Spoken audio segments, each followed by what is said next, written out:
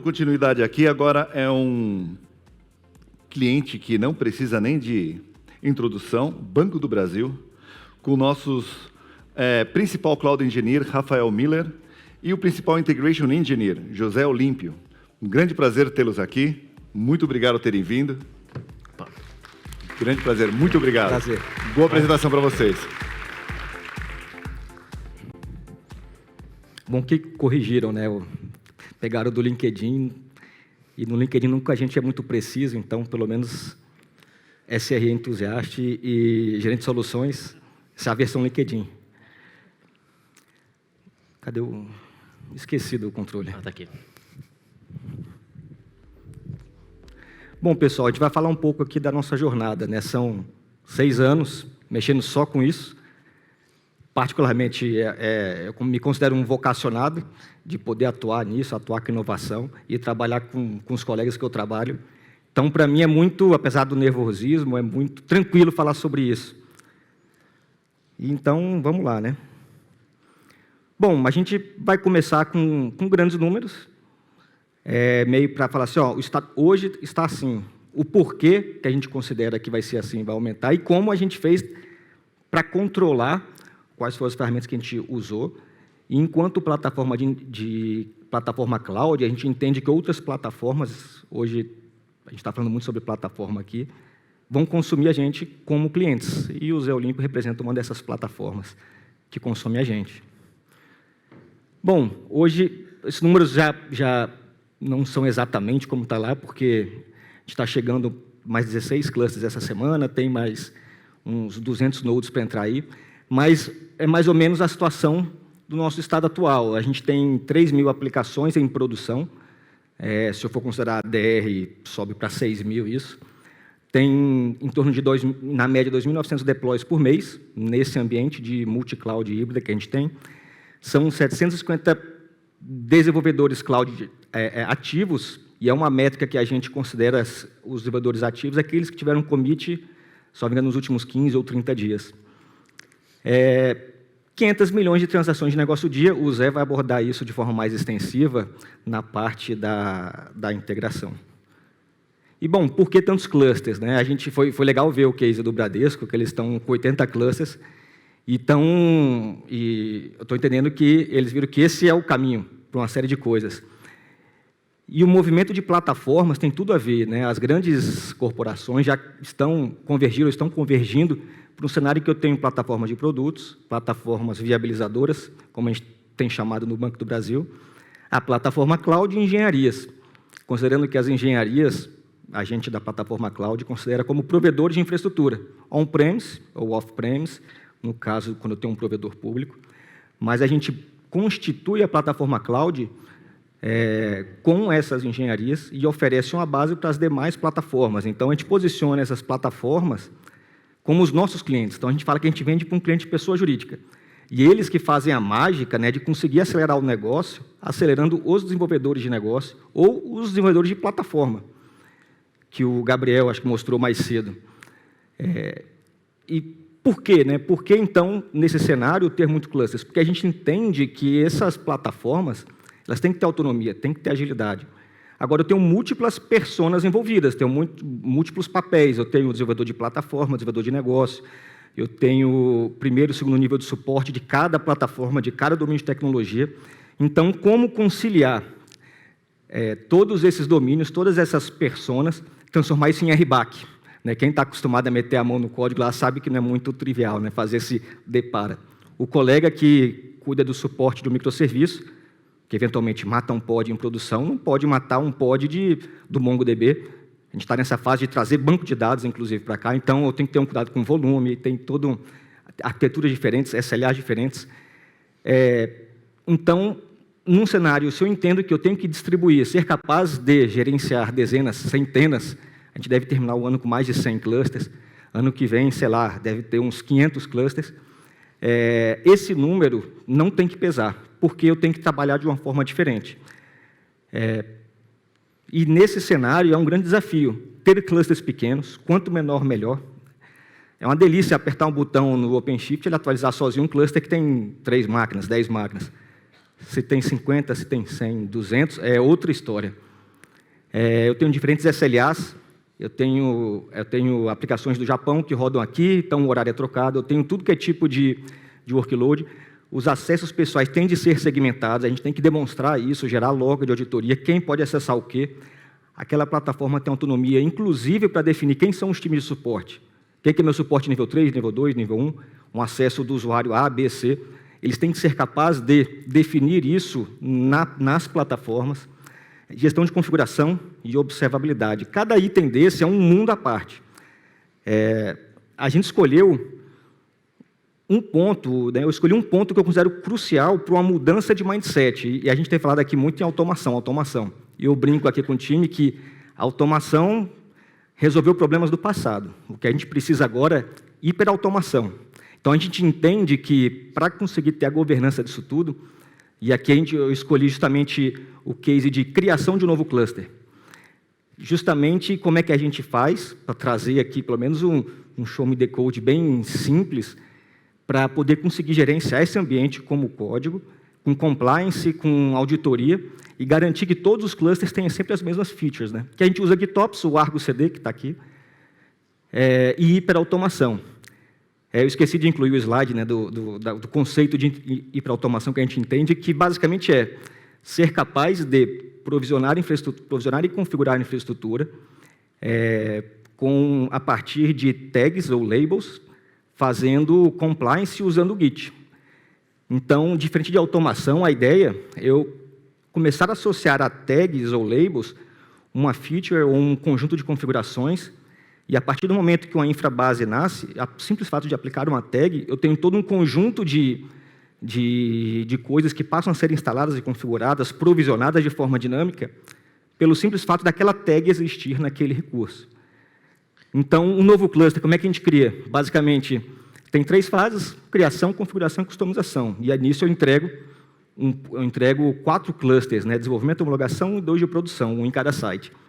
Então, o primeiro passo, a gente tem um template, uma automação que cria um repositório Git, e lá tem os templates e já sai com um monte de YAML ali. E aquilo, quando comitado, o ACM pega e cria um cluster, provisiona as máquinas, se integra direto ao vSphere, e ele sobe aquelas máquinas virtuais, e eu passo a ter um cluster inicial. E aquele ponto que está com a seta é o ponto mais importante, né? Passa a ser o coração de toda essa estratégia.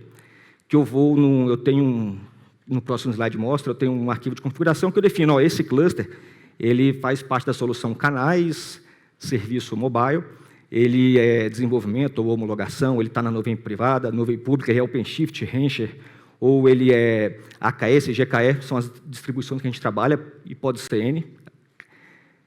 Uma vez feito isso, a automação inclui isso, a gente tem um grupo de Argos específico para cada camada dessa. Quando inclui, ele faz o deploy de tudo que está associado àquelas tags. Então, o novo cluster é criado quando eu incluo ele no Argo, ele lê os metadados, faz toda a configuração. E, para terminar a fase de customização, basicamente, quando a nossa automação pega e inclui esse cluster para ser gerenciado também pelo pool de Argos de customização, que a gente chama de SPT, de serviços de plataforma de terceiros, é quando o deploy dos componentes das outras plataformas, com todos aqueles requisitos combinados, acontece e prepara aquele cluster para rodar ofertas, instâncias daquelas plataformas. Então, na prática, aqui é um exemplo bem simples, na prática esse arquivo é gigantesco, né, bem grande, com como que a gente define os metadados de um cluster, que, por exemplo, tem o nome de canais mobile, a gente define lá o provider vSphere, solução, um serviço, está dessa forma. Eu habilito a plataforma Arc3, que é uma plataforma de microserviços, é como a gente batizou essa plataforma, que tem uma série de requisitos que compõem essa plataforma, desde esteira de CI/CD, padrões, policies, tamanho de namespace. E a gente habilita também, seria a última linha, da plataforma de integração, a oferta de Kafka Operator, seja o que isso queira dizer. Então, eu até coloquei aqui, né, a vida do ambiente passa a depender dessas informações. Se a gente altera, e já aconteceu, todo o ambiente reage na hora e começa a mudar o estado, né? E tem problema. Então, feito aquilo ali, a fase de configuração, esse é um exemplo de um arquivo, o application set, que é natural do Argo CD, e o que eu trouxe aqui para mostrar. Ele está sempre associado ao deploy de alguma coisa, por exemplo, um Helm chart, um repositório que tem manifestos puros ou customize. Mas aqui eu fiz, o mais importante desse caso ele tem um match labels, né? Então, esse trecho ele está justamente selecionando a label solução canais, serviço, mobile ou APJ. Então, o deploy disso aqui, e é um exemplo do que seria próximo de como a gente faz o deploy dos ingress controller dos clusters, ele vai acontecer para todo o cluster que tiver essas labels. Então, se eu criar um novo cluster, porque talvez aquele primeiro ficou pequeno, e aí eu quero criar um novo, ao invés de botar mais máquinas, quando esse cluster é criado, ao aplicar essas labels, automaticamente o deploy desse componente acontece. Esse componente, na prática, ele provisiona, de fato, máquinas virtuais, ele cria o ingress controller, ele cria registro DNS, porque a gente tem um operator de DNS, a gente tem um operator do balanceador de rede, que vai lá na nossa camada física e configura. A gente tem um operator que provisiona bucket para receber o log desse ingress. E, para finalizar, a fase de customização, né? Aí eu trouxe o exemplo se eu já tenho um cluster, ele subiu as primeiras máquinas, recebeu a configuração, fez deploy de ingress, fez deploy do componente de backup, está na hora de deixar ele pronto para uso. E esse é um exemplo de como é que a gente faz o deploy de tudo que é necessário para que a plataforma de integração ofereça naquele cluster para os usuários dela o provisionamento, por exemplo, de um Kafka. E aí esse seria o application set que faz o deploy desse componente. No exemplo, ele está selecionando todos os clusters que têm uma label Kafka Operator True de qualquer ambiente. Então, pode ter um cluster aqui, pode ter um cluster na Google, na Azure, na região leste ou oeste. Quando ele receber essas labels, no mesmo momento, esse pool de Argos vai lá e vai configurar isso no ambiente. Se alguém for lá e alterar, ele faz o compliance. Então, e essa oferta, e esse deploy, justamente ele, além do operator do Kafka, que está lá no catálogo do OpenShift, então a gente, ao invés de clicar e subir, a gente também faz por GitOps, ele cria um ingress controller dedicado, ele cria um storage class dedicado, que a gente aprendeu que faz sentido separar, cria roles e rolebinds para as personas que eles entendem que tem que atuar, desde o suporte ao suporte nível 3, ao time de desenvolvimento. Então, é isso que a gente chama de hiperautomação, né? Fazer um deploy, ser capaz de configurar e provisionar a infraestrutura onde quer que ela esteja, independente de distribuição, baseado em labels. E agora eu vou passar a palavra para o José Olímpio para falar, é o nosso principal cliente, da plataforma de integração. Só o que dou mais trabalho para ele. Agora eu volto na parte do Kafka aí. Eu não fiz o minicurso aqui é só apertar o verdinho, né? Olha, foi rápido o minicurso. Antes de falar do Kafka, vou só contextualizar um pouquinho a nossa jornada nessa camada de integração na adoção aí da cloud. Quando a gente resolveu adotar a solução de cloud, nós tínhamos ali o mainframe bem consolidado e ainda continua com a estrutura consolidada, e a gente não tinha um problema nesse ambiente. Assim, nós estamos tendo um problema, precisamos migrar o mainframe. Não era essa a necessidade. Mainframe é uma solução antiga, sim, mas não é obsoleta. Ela continuamente continua se modernizando. Então, a gente percebeu o seguinte, que na estratégia de adoção da cloud, a gente não poderia descartar esse legado. Ele deveria ser valorizado e levado em consideração na arquitetura da solução. Então, para a gente ter uma adoção mais rápida da cloud, a gente preferiu o que fazer inicialmente? Não focar tanto nas aplicações cloud native, digamos assim, e a gente preferiu levar para a cloud um padrão de integração que já era corporativo no banco, que era o padrão SOA. Então, o que a gente fez? A gente conectou as nossas aplicações na cloud, nesse barramento SOA, e a gente criou um componente de software, que a gente apelidou de Curió, que basicamente faz uma tradução entre o endpoint REST e o nosso padrão SOA.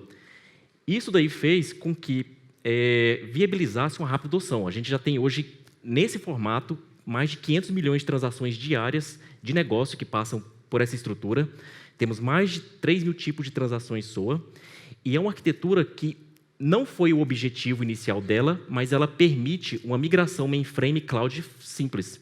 Porque uma vez eu tendo definido lá no meu barramento SOA um serviço, se eu recodifico aquilo COBOL para um Java, eu só mudo no meu catálogo de serviço. Agora o provedor é cloud. O meu consumidor mobile, se ele consumia lá um extrato de previdência que era no COBOL e eu mudei para cloud, o mobile nem sabe disso. Ficou transparente. Então, esse foi um modelo que viabilizou um uso grande da cloud. Só que agora precisamos evoluir. Então, fizemos essa consolidação e agora o nosso objetivo é viabilizar, criar mais aplicações no formato Cloud Native, até para melhorar a adoção dessas soluções em uma cloud pública. Porque aquele modelo que eu citei, a gente estava focado muito em cloud privada. E aí, nós temos junto do contrato aí com a Red Hat, além do OpenShift, a gente tem uma série de produtos, temos o Kafka, o Artemis, temos o gerenciador de API, o Treescale. Então, a gente está numa jornada agora de desempacotar esses produtos e ofertá-lo para nossos devs. Quando a gente começou a ofertar isso, o que a gente percebeu? É complexo, não é fácil. Eu deixar na mão do desenvolvedor ele lá, subir um Kafka, criar uma API, não ia dar certo. Complexo, cada um ia fazer de um jeito. Na hora da gente dar manutenção, suporte para isso, ia ser complicado. E a gente viu que a melhor estratégia era fornecer isso como uma plataforma. Como assim? Aqui a gente citou um caso, tem até uma telinha aqui que é a do Kafka. O que a gente fez para o desenvolvedor? Nós temos lá uma plataforma de automação. Nesse exemplo, o que tem ali? O desenvolvedor ele só entrou com 2 parâmetros. Sigla, que é uma coisa interna que a gente usa lá, e o nome do projeto dele. Só isso. Ele entrou com esses 2 dados, deu um Enter, e o que a automação fez? A automação, ela já me gerou lá o Argo, o Git, acho que tem a próxima tela aqui, que não ficou muito legível, mas gerou o código-fonte daquele Kafka lá no Git.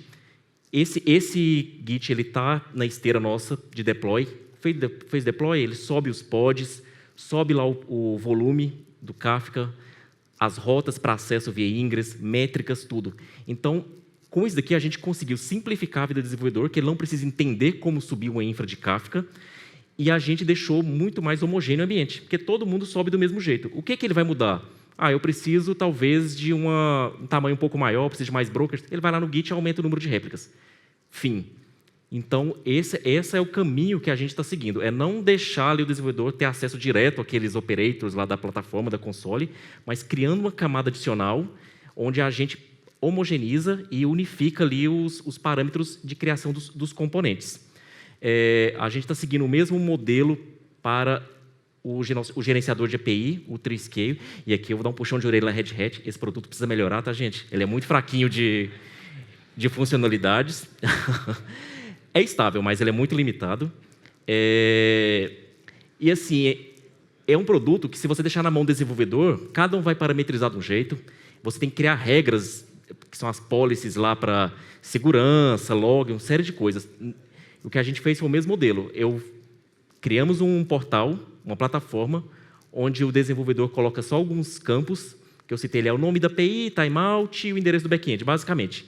Baseado nisso, o nosso fluxo de automação, ele cria toda a policy, aí faz integração com o Alf, publicação de logs customizados no Kibana, uma série de métricas, e todas as APIs saem do mesmo jeito, homogênea. Tá?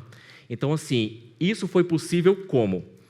Usando uma plataforma de automação que nós temos, mas também naquele modelo, a própria plataforma cloud já está fornecendo APIs para a gente consumir. Então, lá na parte do Kafka, por exemplo, eu tenho a minha tela, que o dev lá vai consumir uma instância do Kafka, mas eu vou estar chamando por trás uma série de outros componentes sendo disponibilizados por outras plataformas, como a Cloud, por exemplo, onde ele já vai me disponibilizar um cluster que tem o operator, que já tem pré-alocado aquele storage que está lá na definição do YAML.